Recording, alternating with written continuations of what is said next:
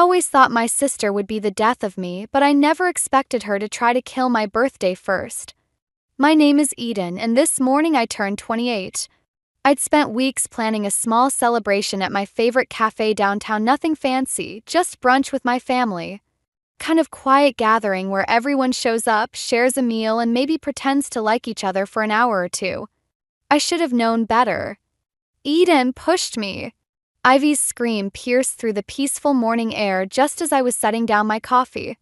She was sprawled dramatically across the cafe floor, clutching her ankle like it had been mangled by a bear rather than her own clumsiness. I didn't even touch her, I said, but my voice came out too quiet, too defensive. Already, my mother was rushing to Ivy's side, cooing and fussing over her like she was still 5 years old instead of 30. How could you be so careless? My mother shot me a disapproving look while helping Ivy into a chair. You know your sister has sensitive ankles from her dancing days. Right. The 3 months of ballet lessons she took when she was 12. Apparently, that qualified as a dancing career in Ivy's revisionist history. My father barely glanced up from his phone. Girls, please. Not today. Not today. The same thing he'd been saying for 28 years whenever Ivy pulled one of her stunts. I watched as the waitress hurried over with an ice pack, clearly concerned. Ivy accepted it with the practiced grace of a seasoned performer, her mascara-rimmed eyes wide with manufactured pain. I just wanted to give my baby sister a birthday hug, Ivy whimpered. I didn't expect her to get so aggressive. That's not what happened, I started to say, but my grandmother Mabel cut me off with a gentle squeeze of my hand under the table. I looked over to find her watching me with knowing eyes. Perhaps we should order, Mabel suggested, her voice carrying just enough authority to redirect everyone's attention. I hear the blueberry pancakes here are divine. But the damage was already done. My carefully planned birthday brunch had become the Ivy show as usual. I watched my mother flutter around her firstborn while my father retreated further into his phone. The gifts I'd spotted them carrying earlier remained unopened in their bags, forgotten in the drama. Noah, my best friend from college who'd driven 2 hours to be here, leaned over and whispered, "Want me to accidentally spill my mimosa on her new white dress?" I smiled despite myself. Don't tempt me. As everyone settled into ordering, I caught Ivy watching me with that familiar gleam in her eye, the one that always appeared when she'd successfully redirected attention to herself. But there was something different this time. Something almost desperate in the way she kept glancing between me and our parents. "Oh!" Ivy suddenly exclaimed, making everyone jump. I almost forgot, I have some exciting news. She paused for dramatic effect, waiting until all eyes were on her. Ethan and I had lunch yesterday. My stomach dropped. Ethan, my fiancé. He was so sweet, she continued, twirling her hair innocently. We talked for hours about the wedding plans. He had some concerns he wanted to discuss. The room seemed to tilt slightly. Ethan hadn't mentioned meeting my sister. In fact, he'd told me he was working late yesterday. What kind of concerns? I heard myself ask, my voice steady despite the sudden ringing in my ears. Ivy's smile widened just a fraction, like a cat who'd finally cornered its prey. Oh, you know. Just wedding things. But don't worry about it today. It's your birthday, after all. As conversation resumed around us, I felt Mabel's hand squeeze mine again. But this time I barely noticed. All I could think about was Ethan and Ivy and all the little things that suddenly weren't adding up. Happy birthday to me. Christmas at the Hale house always felt like a carefully choreographed performance, with Ivy as the star and the rest of us as her reluctant supporting cast. This year was no different, except now I had the added weight of Ethan's secret lunch with my sister hanging over my head. I hadn't confronted him about it yet. Something held me back, maybe the same instinct that makes you freeze when you spot a snake in your path. Eden, darling, could you help in the kitchen? My mother called out, though she was already elbow-deep in cookie dough with Ivy, their matching festive aprons dusted with flour. I knew what help meant: stand in the corner and hand them things while they bonded over family recipes I was never taught. Actually, I said, I need to finish wrapping presents. My mother's face fell slightly. Oh. Well, Ivy and I have it covered then. Course they did. I retreated to the guest room where I'd been staying, my childhood bedroom having long since been converted into Ivy's meditation space, complete with a yoga mat she'd never used and crystals she couldn't name. The room still smelled like the lavender candles she'd insisted on burning during her latest spiritual phase. A soft knock at the door made me jump. Come in, grandmama belle. She smiled, closing the door behind her. Still have that sixth sense about me, I see. Her eyes landed on the modest pile of presents I'd brought. Need help wrapping? No, I hesitated, then pulled out my phone. Look at this. I showed her the Instagram post I'd been staring at for the past hour, a photo of Ethan at some upscale restaurant, date stamped from yesterday. In the background, barely visible but unmistakable, was Ivy's distinctive red coat draped over a chair. Mabel's eyes narrowed. Have you talked to him? He says he's been working late every night this week. My voice cracked slightly. Christmas shopping, he said. That boy never could lie worth a damn, Mabel muttered. She reached into her purse and pulled out an envelope. I was going to wait until tomorrow, but I think you need this now. Inside was a check that made my eyes widen. Grandma, I can't. You can and you will. Her voice was firm. I've watched you dim your light for years, trying to keep the peace. But peace at the cost of your soul isn't peace at all. Before I could respond, Ivy's voice rang through the house. Present time! Downstairs, the living room had transformed into what looked like a department store display. Ivy sat cross-legged by the tree, surrounded by expertly wrapped gifts and coordinating papers. Mom, Dad, these are for you. She handed them each large, expensive-looking packages. My mother unwrapped a designer handbag she'd been casually mentioning for months. My father received a rare first edition of his favorite book. My gifts to them, a handmade photo album for Mom and a vintage fishing lure I'd tracked down for Dad, suddenly felt inadequate in their simple wrapping paper. Eden's turn, Ivy sang out, handing me a small box. Inside was a self-help book, Finding Your Path, a guide for lost souls. I thought you could use it, she said sweetly. Especially with all the wedding stress. I forced a smile, even as I noticed Ethan shifting uncomfortably on the couch. Thanks, Ivy. It's thoughtful. Oh. She clapped her hands. That reminds me, Ethan and I were talking about the wedding yesterday. I had this amazing idea for your centerpieces. The room went silent. My mother's hand froze halfway to her mouth with a cookie. My father actually looked up from his book. Yesterday, my mother asked carefully, when were you two talking about centerpieces? Ivy's face flickered for just a moment before her smile returned. Oh, when we ran into each other at that new place downtown. Pure coincidence. Right, Ethan? But Ethan wasn't looking at any of us. His eyes were fixed on his phone, his face pale. That's when my own phone buzzed. A text from Noah, call me now. You need to see something. I stood up, the self-help book falling forgotten to the floor. Excuse me, I said, my voice steady despite the thunder of my heartbeat. I need to take this call. As I left the room, I caught Mabel's knowing look. Whatever Noah had found, it was time to stop dimming my light.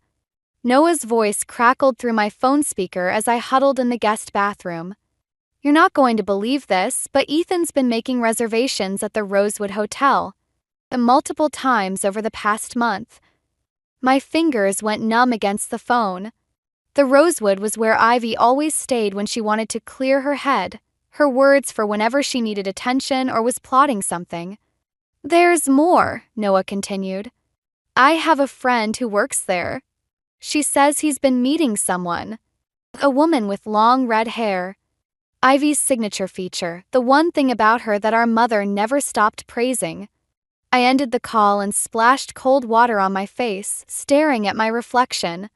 The bathroom door creaked open and Ivy slipped in like a ghost. "Everything okay, sis?" Her concern would have seemed genuine to anyone who didn't know better. "You've been up here an awfully long time. How long have you been sleeping with my fiancé?" The words left my mouth before I could stop them. Ivy's face remained perfectly composed, but her hand tightened on the doorknob. "I don't know what you're talking about," she said softly. "Is this about lunch yesterday? I told you we were just discussing wedding plans. At the Rosewood Hotel?" A flicker of something surprise? Fear? Crossed her face before she recovered. "Eden, you're being paranoid. This is exactly why I got you that self-help book. You've always had such trust issues." "Stop." My voice came out stronger than I expected. "Just stop lying. For once in your life, tell me the truth." She studied me for a long moment, then smiled. Not her usual practiced smile, but something darker. "You want the truth? Fine. Yes, I've been seeing Ethan. For months now. And you know what? He came to me. Said he was tired of living in my shadow, always being known as Ivy's sister's fiancé. The irony might have made me laugh if I wasn't fighting back tears. "You couldn't let me have this one thing, could you?" "One thing." Ivy's voice rose slightly. "You got everything. Grandma's attention, Dad's pride when you got into college, Mom's worry when you moved away. Poor little Eden, so independent, so different from her attention-seeking sister." "That's not." "I had to fight for every scrap of attention," she continued, her composure cracking. "Do you know what it's like to watch your perfect little sister swan off to college while everyone praises her bravery? To hear Mom and Dad whisper about how you're the sensible one, the stable one?" A knock at the door made us both jump. "Eden." It was Ethan. "Your mother is asking for you both. Dinner's ready." Ivy's mask slipped back into place so quickly it was terrifying. "Coming," she called cheerfully. Then, in a whisper to me, "Don't make a scene. It's Christmas, after all." She opened the door to find Ethan standing there, looking uncertain. The way his eyes darted between us told me everything I needed to know. "Actually," I said, my voice steady, "I think it's time for some truth at the dinner table." Ivy grabbed my arm. "Eden, don't." But I was already moving past her, past Ethan, down the stairs. Behind me, I heard their hurried footsteps, their urgent whispers. The dining room fell silent as I entered. My mother was just setting down her prized Christmas roast, my father actually looking up from his phone for once. Grandma Mabel watched me with knowing eyes. "Eden," my mother's anxious voice. "What's wrong?" I looked at my sister and my fiancé, now hovering in the doorway like guilty shadows. Then at my parents, who had spent years choosing peace over truth. Finally at Mabel, who nodded almost imperceptibly. "I have an announcement," I said, reaching for Grandma's check in my pocket. "I'm going back to school. And I'm going alone." The roast hit the table with a thud as my mother's hands began to shake. Behind me, I heard Ivy's sharp intake of breath. This wasn't revenge, not yet. But as I stood there, watching my carefully constructed world crumble, I realized it was something better: freedom. 3 months into my return to college, I got the first text from my mother. "Ivy's engaged to Ethan." I deleted it without responding and went back to highlighting my business law textbook. My tiny studio apartment felt like a fortress, just me, my studies, and blessed silence. "No drama, no performances, no." My phone buzzed again. This time from an unknown number. "Eden, it's Ethan. Please let me explain." I blocked that one too. The next morning, Noah was waiting outside my first class with coffee and that look he gets when he's about to say something I won't like. "Your sister's engagement announcement is trending locally." Of course it is. I took the coffee, burning my tongue on purpose. Pain felt better than thinking about them. "There's something else." Noah pulled out his phone, showing me a local news article. Your grandmother's community garden project? The one she's been working on for decades? The city's selling the land to developers. Ivy's leading the campaign to turn it into luxury condos. My coffee cup crumpled in my hand, hot liquid spilling over my fingers. The garden was Mabel's life work, the only place I'd felt truly safe growing up, where she'd taught me about patience, growth, and standing my ground. She knows exactly what she's doing, I said, wiping my hand on my jeans. This isn't about condos. It's about hurting Grandma to get to me. Noah's expression darkened. There's a city council meeting tonight. Public comments welcome. I can't, I said quickly. I have an exam tomorrow and… Eden. Noah's voice was gentle but firm. You've been hiding in your books for months. Maybe it's time to plant your feet and grow something of your own. Council chamber was packed when I arrived. Ivy stood at the podium in a perfectly tailored suit, her red hair gleaming under the fluorescent lights. This development project will bring jobs, revenue, and modern housing to our community, she was saying. The old garden, while charming, serves only a handful of elderly residents who… That's not true. The words left my mouth before I could stop them. Heads turned as I stood. The garden serves hundreds of families, provides fresh produce to 3 local food banks, and runs education programs for schools. Ivy's smile didn't waver. Eden! How lovely to see you. Though I'm surprised you'd take time from your studies to discuss local politics, especially given your limited experience with community development. Limited experience? I walked toward the podium, my voice stronger with each step. I grew up in that garden. I watched Grandma Mabel build it from nothing while you were too busy staging accidents and stealing boyfriends to notice what actually matters. Gasps rippled through the crowd. Ivy's smile cracked slightly. Always so dramatic, she said softly. This is why Ethan chose. Don't. I was close enough now to see her hands trembling slightly on the podium. This isn't about Ethan. This is about you destroying something beautiful because you can't stand seeing others grow. The council will vote next week, she snapped, mask slipping. And when they do, they'll have all the documentation showing how the garden meets protected status requirements. I pulled out a thick folder. Every volunteer hour, every donation, every educational program documented and certified. Grandma Mabel taught me more than just gardening. For the first time in my life, I saw real fear in Ivy's eyes. She grabbed my arm as I turned to leave, her nails digging in. Why can't you just let me win? She hissed. Just once. I looked at her hand on my arm, then into her eyes. Because some things are worth fighting for. As I walked out, my phone buzzed with a text from Grandma Mabel. The seeds of change need strong roots to grow. Come over tomorrow. We have work to do. For the first time in months, I smiled. Ivy might have taken my fiancé, but she'd forgotten the most important lesson from the garden. What doesn't kill you makes you stronger. And I was done being pruned back.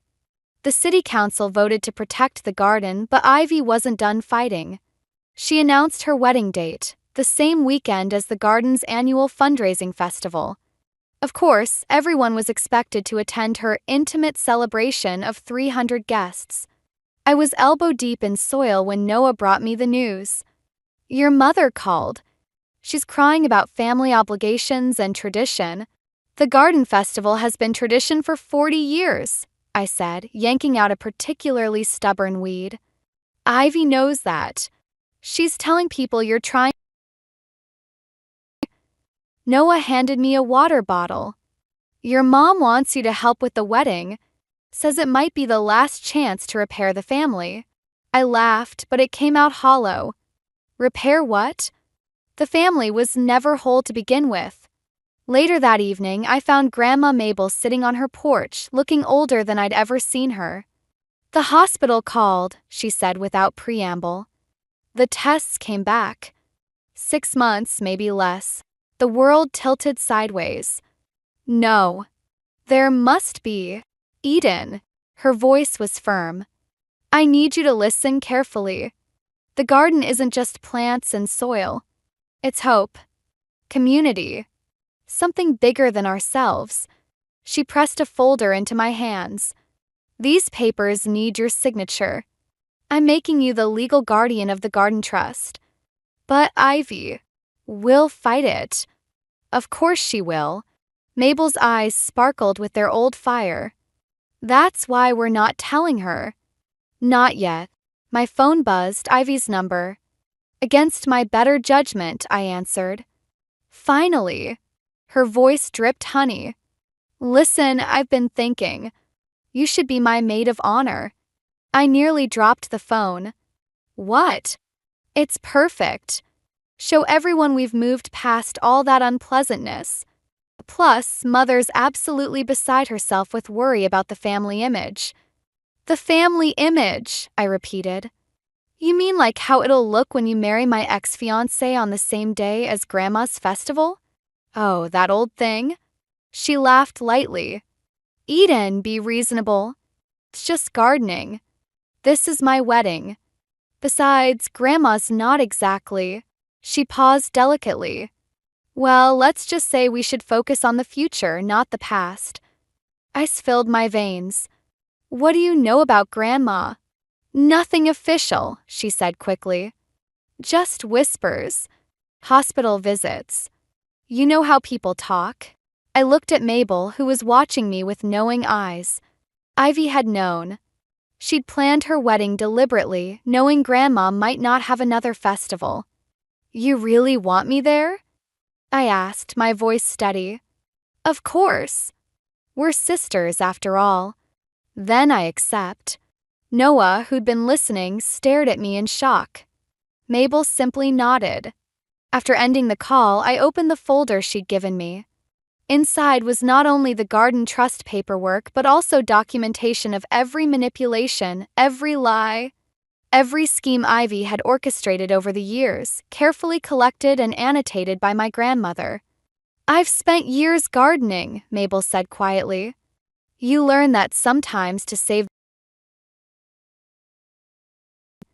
right up until pruning season. I thought of Ivy's smug voice, of Ethan's betrayal, of my mother's tears, of 40 years of tradition about to be bulldozed by my sister's ego. The wedding's in 3 weeks, I said. Mabel smiled. Plenty of time for things to bloom. Or wilt. That night, I sat at my small desk and made 2 lists. One for the garden festival vendors, volunteers, publicity. The other for Ivy's wedding dress fittings, bridal showers, speeches. My phone lit up with a text from Ethan. Thank you for being mature about this. Ivy was right, you're taking it better than expected. I didn't respond. Instead, I opened my laptop and began typing. Press release. Historic Community Garden announces record-breaking festival plans, honoring founder's legacy. Let them think I was taking it well. After all, every gardener knows. The most dangerous plants are the ones you don't see coming until it's too late. The morning of Ivy's wedding dawned bright and clear, perfect weather for both a wedding and a garden festival. I stood in the bridal suite, watching my sister twirl in her white dress, when my phone buzzed with an alert from the garden security system. Someone's been through the greenhouse, Noah texted. Files missing. Trust paperwork gone. My hands went cold, but I kept my face neutral as Ivy approached. Zip me up, sister dear. As I pulled up her zipper, I noticed something familiar on her phone screen. A photo of Grandma's desk drawer, slightly open, papers visible. Looking for something? I asked quietly. Ivy's eyes met mine in the mirror. I had to know what she was planning. Imagine my surprise when I found out my perfect little sister was about to inherit everything. She turned, her smile sharp. But don't worry. I fixed it. What did you do? Let's just say certain papers might suggest financial mismanagement of the garden trust. Poor Grandma, getting so forgetful in her old age. Good thing I found evidence of her confusion before she made any legally binding decisions. My mother burst in before I could respond, fussing with Ivy's veil. Everything needs to be perfect today.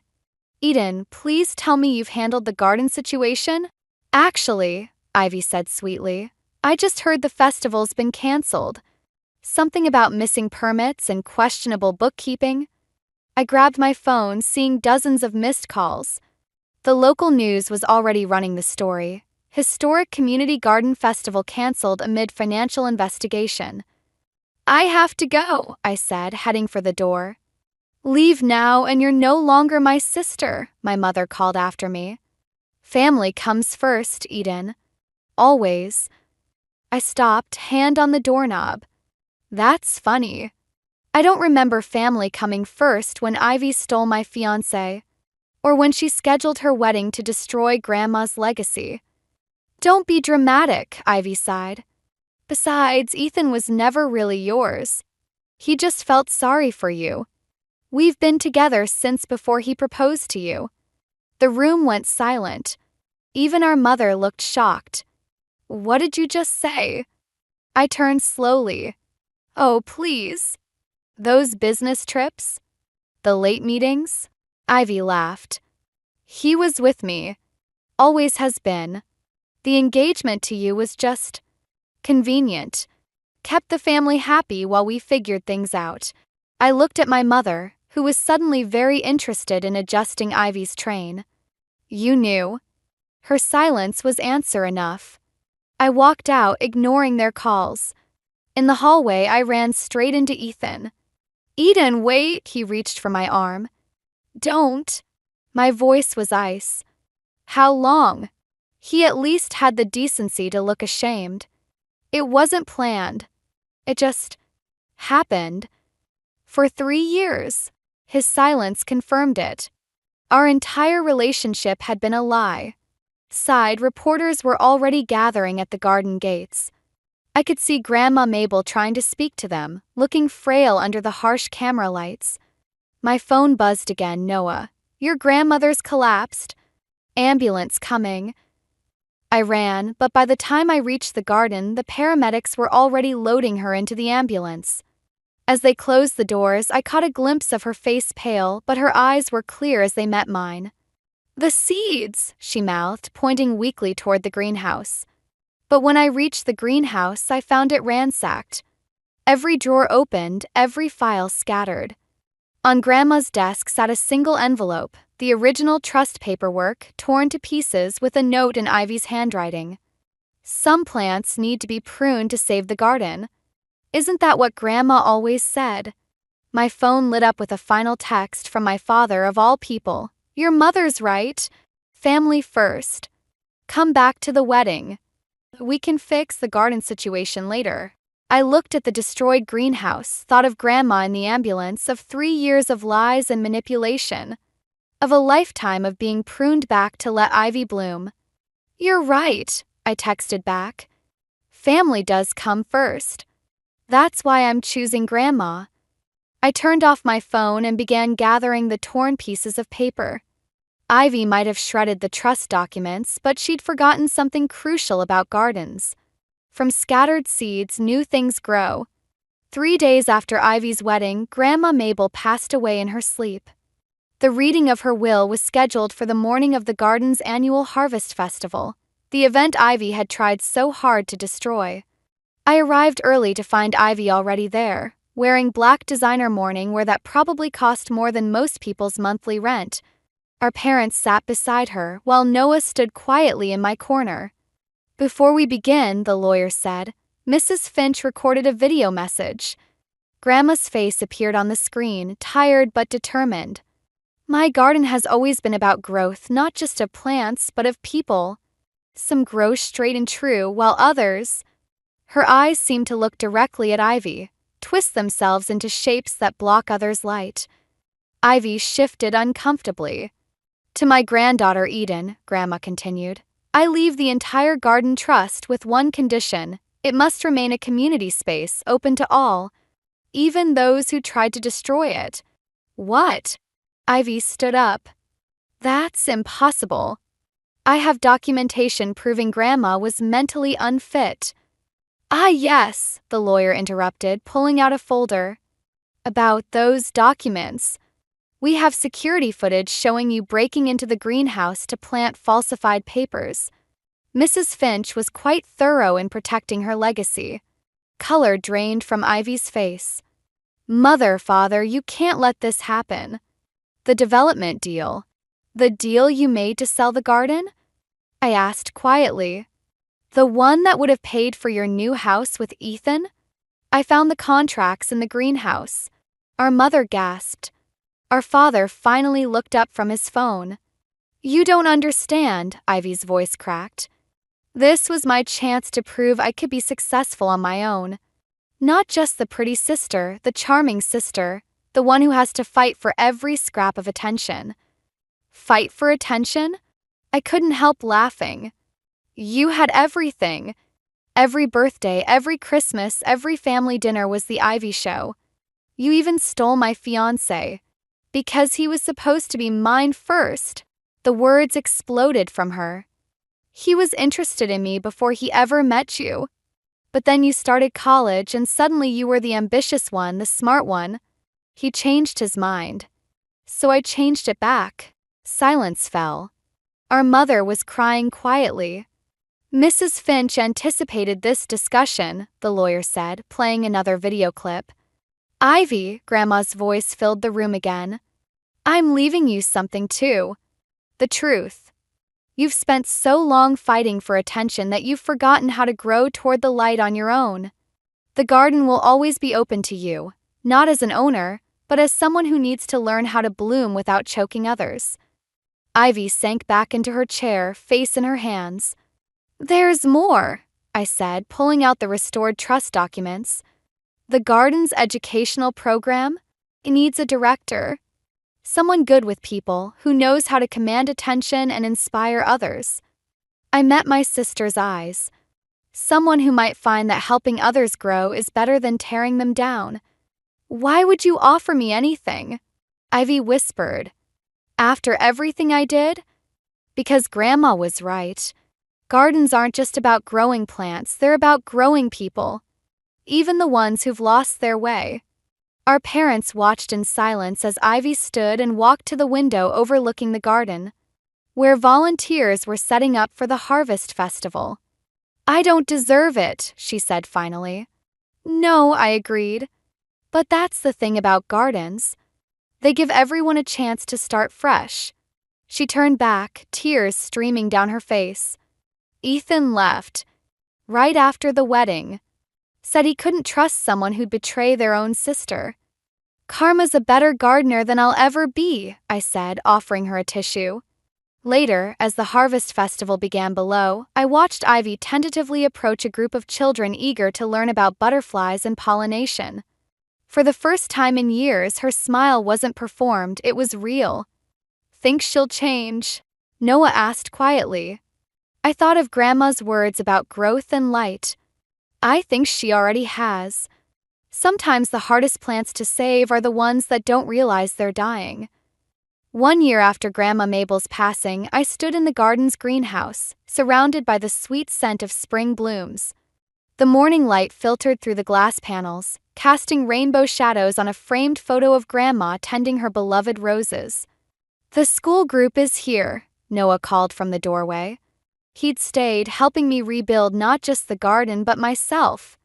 These days, his smile felt like sunlight.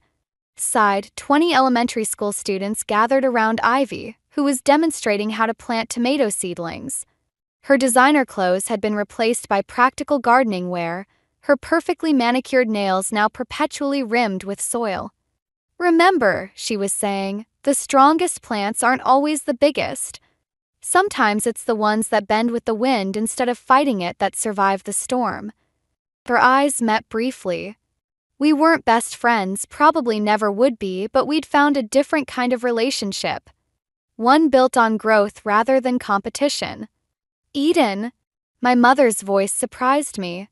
She stood awkwardly by the herb garden, looking out of place in her expensive shoes. Your father and I were thinking about Sunday dinners. I waited, remembering countless family meals spent trying to make myself smaller. We could have them here, she continued. In the garden. if you want. The garden's always open, I said carefully. That's what Grandma wanted. She nodded, then hesitated. I've been seeing someone, a therapist. She's helping me understand things, about choices, about letting one child's light dim to keep another's burning. Before I could respond, a commotion broke out by the vegetable beds. One of the children had accidentally knocked over a tray of seedlings. I watched as Ivy handled it, not with her old dramatic flair but with gentle patience, showing the crying child how to repot the plants. Some things can't be fixed, I told my mother. But they can be replanted, given new soil, new light. She wiped her eyes. Your grandmother knew, didn't she? That's why she left the garden to you. Not because you were perfect, but because you understood how to help things grow. Even the difficult ones, I agreed, thinking of Ivy's slow transformation from invasive species to nurturing guide. Later that evening, as the sunset painted the greenhouse in amber light, I found an old journal of Grandma's tucked behind some pots. Inside, her familiar handwriting filled the pages with more than gardening notes. Gardens teach us patience, but they also teach us forgiveness. Every plant deserves a chance to grow, even if it starts by growing in the wrong direction. On the last page was a letter dated just before she died. Dear Eden, by now you've learned that some betrayals cut deeper than others, but healing comes in unexpected ways. I didn't leave you the garden because you needed it, I left it because it needed you.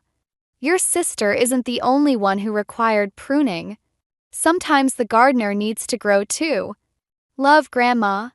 I closed the journal as Noah appeared with 2 cups of tea. The evening class wants to expand the butterfly garden, he said, sitting beside me. Ivy's already drawn up plans. Of course she has. I smiled, watching my sister through the greenhouse windows as she locked up the tool shed. She'd found her own way to shine, teaching others instead of overshadowing them. You know, Noah said carefully, there's still that empty plot by the rose garden. I knew what he was suggesting. The space Grandma had always said would be perfect for a small wedding ceremony. This time the thought didn't sting. Maybe, I said, sipping my tea. But first we have spring planting to finish.